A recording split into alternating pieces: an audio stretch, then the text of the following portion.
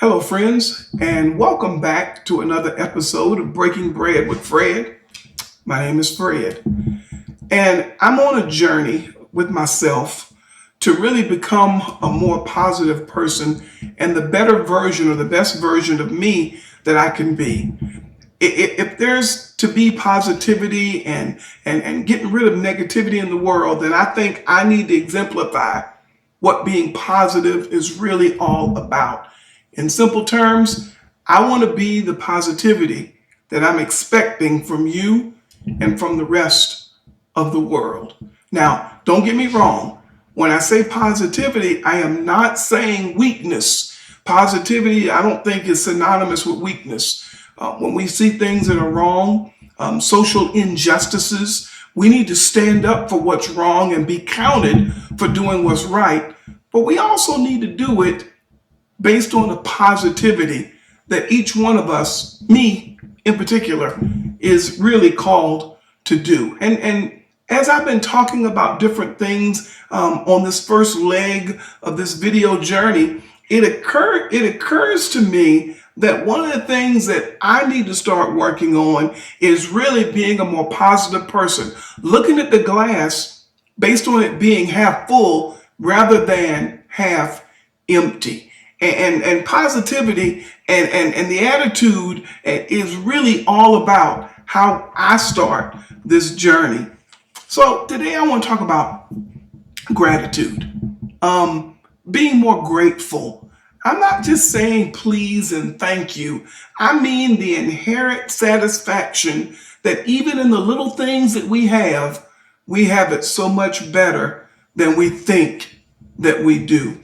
I want to start with a expression I'm sure you've heard, and I heard it a lot growing up. You ever heard the expression, check yourself before you wreck yourself?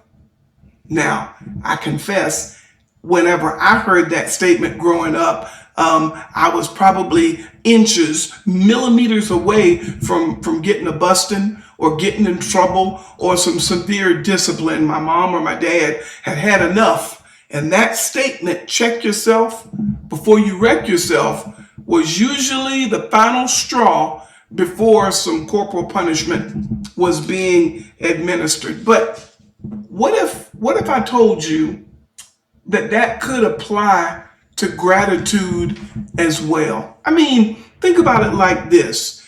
If I don't check my gratitude, if I don't stop and be deliberate and be intentional to see how I'm grateful for the small things in life, is it just possible that lack of gratitude could sabotage or wreck any future things that come my way? It could wreck my joy. It could wreck my relationships. It could even affect my perspective on life. And here's where I'm coming from. I think we need to be real for a second. Haven't we become less grateful as a society than we used to be? I mean, think about it like this. When I was growing up, and I grew up in the South, I grew up in Georgia, if someone paid you a compliment, that's a nice shirt that you have there. If I was with my mom or dad, it didn't really matter if I was in earshot of another adult, I had about 1.5 milliseconds to respond and say, oh, thank you. If not, that was considered rude and not showing the proper gratitude or the proper respect. And times now have changed. And that's why I think I need to check my internal clock and see how grateful I'm actually being, and how checking ourselves and myself can keep me from wrecking my internal peace later on. I need to tell you a story about one of my aunts. One of my aunts was really all about helping for the sake of getting credit. Here's what I mean by that. Growing up, my parents didn't make a whole lot of money. And so new clothes were there, but most of our stuff was not. It was new to us. But my aunt went out several Christmases and she made a point to buy all of us new things, not for the sake of it was the right thing for her to do. No, no, no, no. She wanted bragging rights. She wanted the ability to tell the rest of the family and the whole neighborhood what she did for her nieces and for her nephews. Well, my mom about got tired of it. And she really told her, if you're going to do that, then just keep it. If you're going to help, help. But if you want bragging rights, I'd rather you not even do anything for my children. What set it off was she was at the house once and she cornered me coming out of my room. And she asked me, hey, you didn't like those shirts that I bought you. Well, my mother was in the next room and I could tell my mother kind of knew where this was going. I said, well, no, ma'am, I liked them. I liked them just fine. Well, I gave them to you for Christmas and we're now in February and I ain't seen you wear them yet. Well, that set my mother off. That triggered my mother into a sister-to-sister speech that I really shouldn't have been in the presence to hear. But the basic of the conversation was help because it's the right thing to do, not because you want bragging rights. And he's thankful and he's grateful, and you don't need to keep tabs on when he's wearing it and when he's not to stroke your own ego. I never forgot that conversation. I never did. And it has shaped me really today because it taught me that if I'm going to help somebody, I'm doing it because it's the right thing to do, not so that I can get bragging rights. It's affected my gratitude and how I see and how grateful I am. And I think even for the small things in life, we take a lot for granted. A home cooked meal, or saying please and saying thank you. And again, being raised in the South, that was just something that was just taught to us. But it was from a place to where we really should be more thankful and grateful for everything that we have. And just think about it like this. How often do we really say please and thank you? And mean it with some sincerity. See, I think there's some consequences for us being ungrateful. I never will forget 2 churches ago, I was working on staff at a church. And in my day growing up, being a child, 9, 10, 11 years old, you would not dare fix your mouth to call an adult by their first name. I mean, that would draw blood. Okay.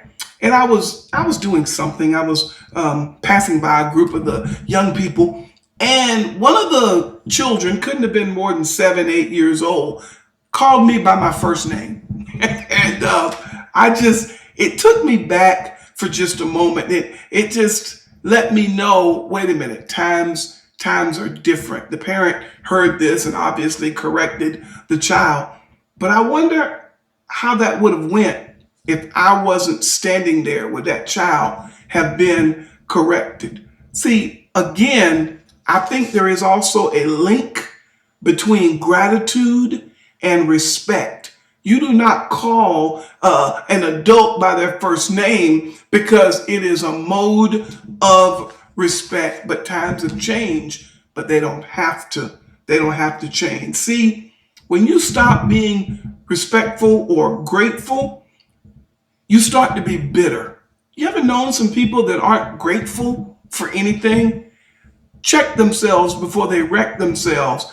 That comes from a place of unhappiness and bitterness. We start to feel entitled, don't we? We start to feel like we deserve more. Well, there is something to be said about having to be grateful and thankful even for the small things that you have in life that a lot of times I think we take for granted. I had another friend of mine who bought his daughter a car. Now, for a couple of weeks, I guess maybe a month, she had gotten accustomed to driving her mother's car. It was probably a year old, all the modern conveniences, but her dad didn't buy her one like that. He bought her one. Do you remember the old manual windows that we used to wind up by hand? Or do you remember where you had to pull the lever and scooch up to adjust the seat and adjust the steering wheel? So he bought her one of those.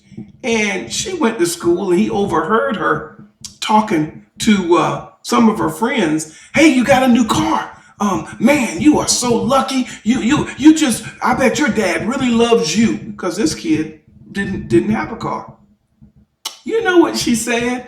No, that's a piece. I have to roll the windows down with my hand. There's no buttons to push. And when I want to adjust the seat, I got to feel for this thing and then scoot up. It's just horrible. And when I want to adjust the steering wheel, I gotta move this thing around. I can't stand. He should have bought me a better car. Well, this kid looked back, and his dad told me he overheard this.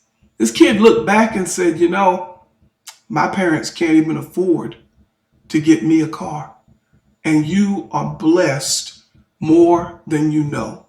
And I'd like to be able to tell you the end of that story, that this student, this person became more grateful, but sadly, they didn't. See, a lot of times if we're not careful, not only do we feel like we're entitled, but we get anxious because I don't have what you've got, or you don't have what I've got. So I get anxious, and from anxiety about other people's stuff normally comes jealousy. See, we got to check ourselves before we wreck ourselves and take everything that we have, no matter how little we think it is. We are always blessed if we look at it the right way. So we got to build then. I've got to build a habit of gratitude. My wife started a tradition, I guess, a long time ago when we were first married. And it used to get on my nerves. Every time we'd be in public and she'd find a penny on the ground, she'd pick that penny up and she'd find one thing in her life that she was thankful for. Thank you for this right here. And that penny would remind her of that particular blessing. That used to get on my nerves. And you know why it used to get on my nerves? Because I was selfish. I was self-centered. Girl, we gonna be late. You got time to sit down there and collect pennies. See, I was selfish. I wasn't grateful. It wasn't until years later that I realized, you know what? That's a nice reminder, an external exercise to say thank you for the small things. Thank you for the bed that I slept in last night, because there's a lot of people who didn't sleep in a bed. Thank you for the place that I have that's warm and comfortable, because a lot of people don't have even sometimes what I take for granted. We need to check ourselves. How do we do that? We need to build a habit of gratitude. And I think here's 3 things that I'm doing in my life to really make sure that I start this thing about gratitude off on the right foot. Number 1, I've got to pause and I've got to recognize, like my wife does with those pennies, I've got to recognize those blessings that a lot of times I take for granted or that I overlook. I've made a habit, especially when I go out to eat. Sometimes they get my order wrong. I mean, it wasn't what I ordered, and they don't say anything and I don't either, because I can live with it. Or sometimes things come my way where it's not just the way I want it, but sometimes you're not going to get everything you want. And you need to be appreciative and grateful for everything that you are blessed with. Recently, we took the Ramboys to the Grand Canyon, and I never will forget my oldest grandson. Everywhere we would stop and where we would eat, it would be crowded, and the wait staff, they were shorthanded, and you could tell the waiters and the waitresses were kind of having a rough day. And I would always start, and they say, "What can I get for you?" I said, "Well, a bag of $100 bills would be nice." And he looked at me. He said, "Papa, Everywhere we go, you always make people laugh. Well, you know what? You know the reason I do that? I've had those jobs. I've had to deal with the public that's not grateful, and you get chewed out for things that are outside of your control. And I'm not going to be that guy that always is entitled. I made my mind up a while ago. I'm going to be more grateful for everything that my hand comes in contact with. Every morning before I check my phone, I give thanks for something. Even if it's something like, Lord, thank you, Lord, for a restful sleep last night. Thank you that I even woke up this morning, because a lot of people that laid their head down last night weren't blessed to wake up. And number two, I've decided I'm gonna stop complaining as much. I can complain. I get to grumbling. I read a post on Blue Sky. By the way, if you are on Blue Sky, I invite you to follow me, Bread with Fred on Blue Sky. There was a quote by Samuel Lowe on Blue Sky. And he was really talking about how you have conversations with people and you reach an impasse. In other words, you're not going to agree. And instead of saying, well, let's just agree to disagree, he came up with this one. He said, well, I'm just going to have to agree with myself on this one. I think that's great. And what I took away from that is every time I'm tempted to complain or to be negative, I need to stop myself. I need to check myself before I wreck myself. And I really need to be more thankful for at least one thing that has gone right in my life. And then the third thing that's helping me flip the script, it doesn't take but a minute to express gratitude to other people. When's the last time that you told somebody, hey, I appreciate you? See, those words can change someone's day. And it doesn't take but a minute to actually spread cheer and spread gratitude. You never can tell how you're going to change that person's disposition. Gratitude is a game changer. It keeps your heart humble, your spirit joyful.